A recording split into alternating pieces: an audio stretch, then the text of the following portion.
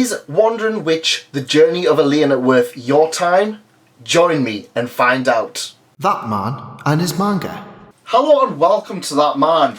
That is me merchandise, and if you do like light novels, if you do like anime, if you like manga, if you like monster girls, make sure you subscribe to the channel and let's look at The Wandering Witch: Journey of Elaina, shall we? Now, a lot of light novels I've read, they've been focused on a goal. Whether they've been an isekai where they need to destroy the demon lord, or perhaps they're the final boss and they just want to destroy everybody else. Perhaps they're stuck in an endless war, or perhaps it's just a slice of life comedy set at a school. Wandering Witch: The Journey of Elaina, well, it's a little bit different.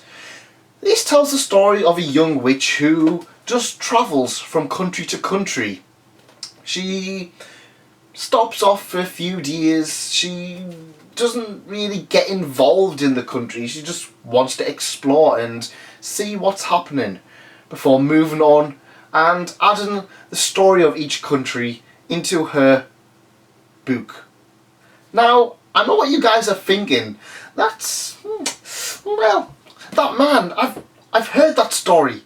It's not a witch though. It's a young girl on a scooter, on a motorbike. That title is Kino's Journey. And I will say to you, yes. Yes it is.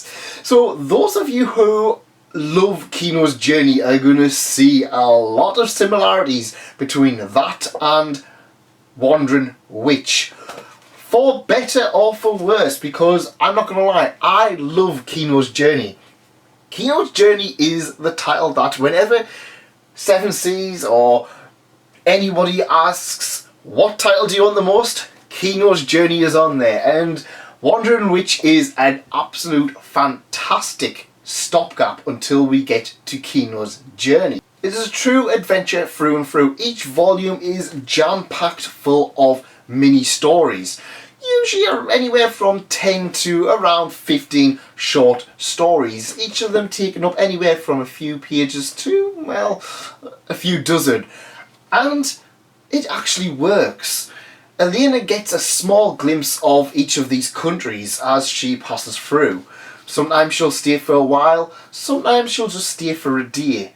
But each of these stories, each of these countries have stories to tell. And that's what got me hooked with this particular series. It is dark, but it's not dark in the way of, oh, Berserk dark or Goblin Slayer dark. It's dark like Black Mirror. Each of the darkness, each of the stories, the countries, there's sometimes something a little bit wrong with them. Perhaps it's a hidden cult, perhaps it's just a tree taking over the entire of the country. Perhaps they're all possessed by cats, obsessed with cats and look at nothing else. Perhaps the country is trying to get onto the next trend. Perhaps the country is, well, they're a little bit racist to common folk, or they don't like the poor people and they want to sit in their rich towers and look down on everybody else. That's right, in each of these light novels there is jam-packed full of intriguing, mysterious and dark countries. Now, Elaina has promised that she won't get involved with most of these countries. She's just there to observe. Sure, sometimes she will get involved, usually down to her own greed. Usually she'll be going along and somebody will say, for example, oh, we want some powerful weapons to fight the opposing country. Here's some gold. Elaina being Elaina, she's just like, I'll take your gold. However, it's not quite as black and white as that. She's a little bit like Blackjack in a way. If you remember the title Blackjack from Tezuka, Blackjack would always get involved somehow, but he would usually it would usually come at a cost, or there would be a bit of a moral message. Elaina is very much like that. When she gets involved, it's usually to teach somebody a lesson, or it's usually to kind of prove a point. But what I actually really liked about this is 9 times out of 10, despite Elaina getting involved, usually people don't learn from the mistakes. There is some really interesting aspects to these little stories in the fact that Elaina may get involved, teach someone a lesson, and they will just go on and just do exactly the same thing. But at the end of the day, Elena's not supposed to be getting involved. This has had some countries prosper. This has had some countries fall into ruin. But that is just how intriguing the story is. There is some little things, especially in Volume 1, there is some characters that reoccur. There's some reoccurring stories, some reoccurring characters across the different countries. Volume 2 brings back some particular characters from early in Volume 1. And I like that. It really makes the world feel that little bit more complete, because at the end of the day, she's travelling from country to country. Eventually people are going to catch up with her. And I'm going to be interested to see how this goes on in the near future, because I'm really expecting her to have some things catch up with her, especially some of the things that she's gotten up to. So, is Wandering Witch: The Journey of Elaina worth your time? Absolutely.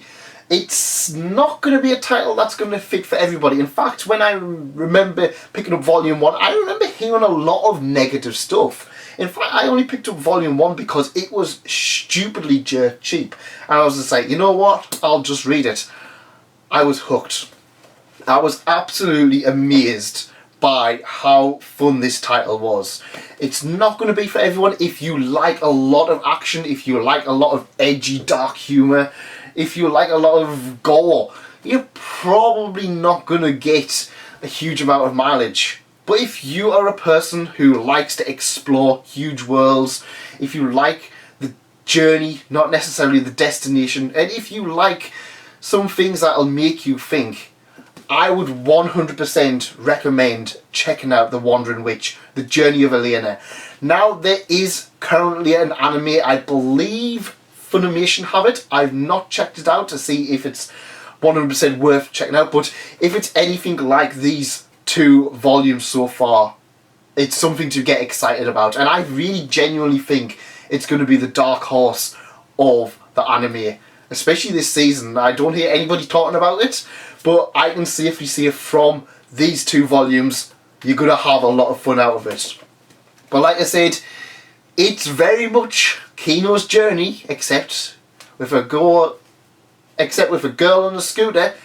It's a witch on a broom. But if you like that, you're going to have a ton of fun, and I will 100% recommend checking this one out. Yen Press have it. You can get it physically, you can get it digitally, where all good books are sold. But that's just my opinion. Let me know what you thought of Wandering Witch: The Journey of Elaina. Does it interest you? Is it something that you want to check out? Let me know in the comments, and make sure you like and subscribe to the channel. There's plenty more, and yes, it's Monster Girl month. It's the spooky time of Halloween. Are witches spooky? I suppose so. But there's plenty more videos around there, including these ones that's currently on the screen. Go check them out. Go enjoy yourself. Have a lovely day. See you there.